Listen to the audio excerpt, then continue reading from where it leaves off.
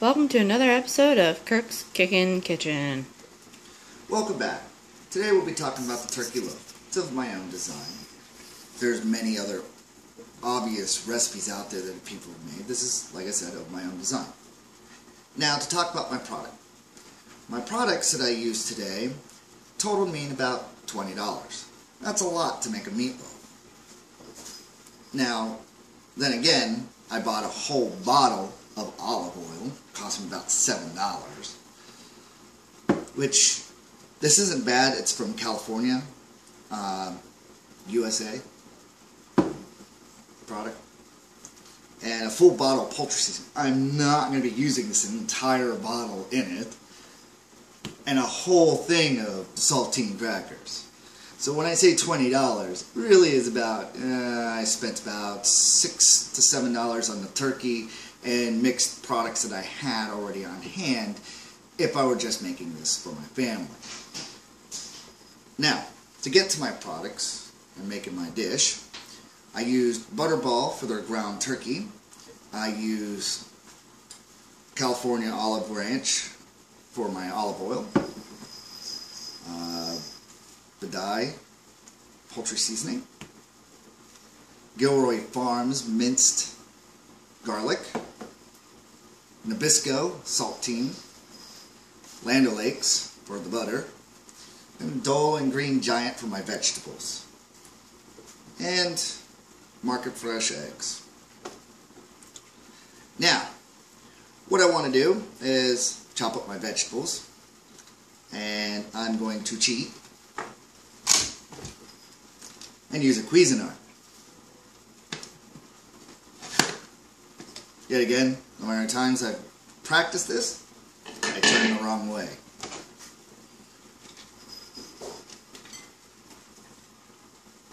Doesn't need much. I'm using about half a pound. Now, a lot of these recipes, I'm not going to tell you exactly how much spice, how many cups. I want you to be more comfortable in your kitchen and not have to measure things out and learn how to cook a little bit more off of your own intuition and realize that it's a little less science on some things. And if I do state that, hey, you need about a cup of this, that's probably important. Spice, like I said, I'm using, instead of black powder, or salt that we would use in most of your meatloafs, poultry seasoning, because I want to bring out the turkey flavor, and I want it to taste like turkey, not meatloaf. Get that in there. Now, my minced. Now, I did forget a complete step, unfortunately. So I'm going to backtrack and show you what you should have done with these vegetables. Oops. Happens to even me. I want to saute them first. So you saute your carrots, you melt your little bit of butter and your celery, and then you put it in. You can still put the stuff in raw. It will cook out just fine in the oven. It really does not make a difference. So if you do forget, like me, you're okay. No, I haven't forgotten my garlic. And for this, I want to put about like 5 to 6 crackers for about half a pound. You put more, you put less. Feel it out for yourself.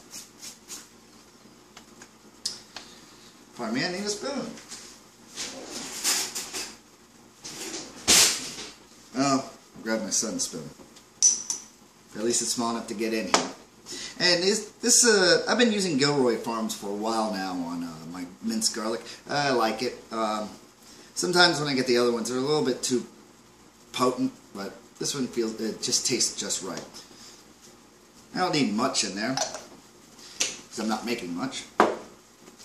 Now, with your traditional meatloaf, a good topping is ketchup. But with turkey loaf, I didn't think I wanted to put ketchup on it.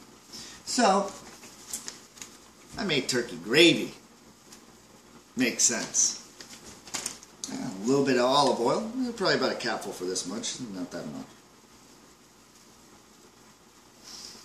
And also about a tablespoon, about a tablespoon of butter mixed in, melted, and we can't forget our egg.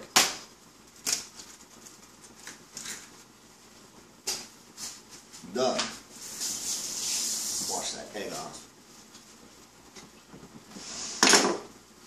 And we're just going to stir this up. You could use a mixing machine all different ways. You could get your hands in there, and you might want to wash them first before you do that.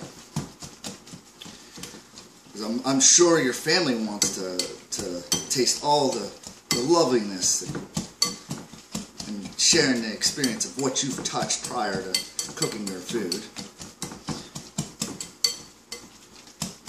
It's the little things that get us sick, not your coworkers at work.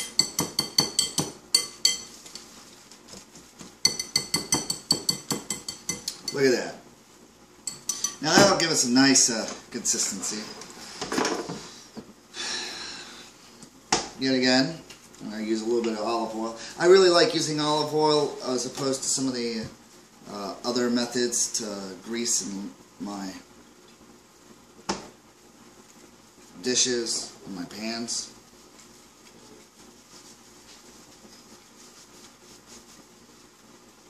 It's just me.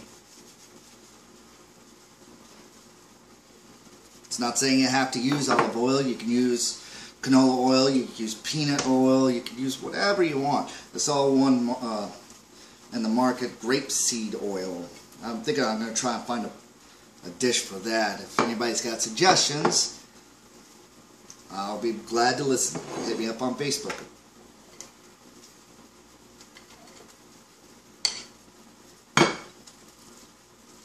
Look at that. Now I used specifically a form-fitting bowl so that I can get my product evenly dished out. Now if I had the full pound, this would have fit perfectly and made me a nice little meatloaf. As we can see, I got plenty of space right here to put the other half of what I was missing.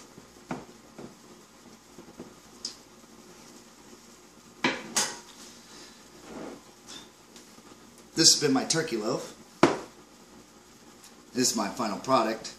I'm sure you don't want to sit here while I cook it at 350 for about 30 minutes to an hour, which brings me to another point. When it comes to cooking your items, a lot of times it'll say 30 minutes here, 15 minutes here.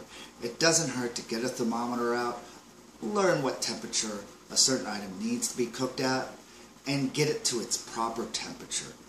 For ground meats, it's about 165. If you can hit 165 at the very center of your product, you know it's fully cooked and it won't get your people sick, especially your family.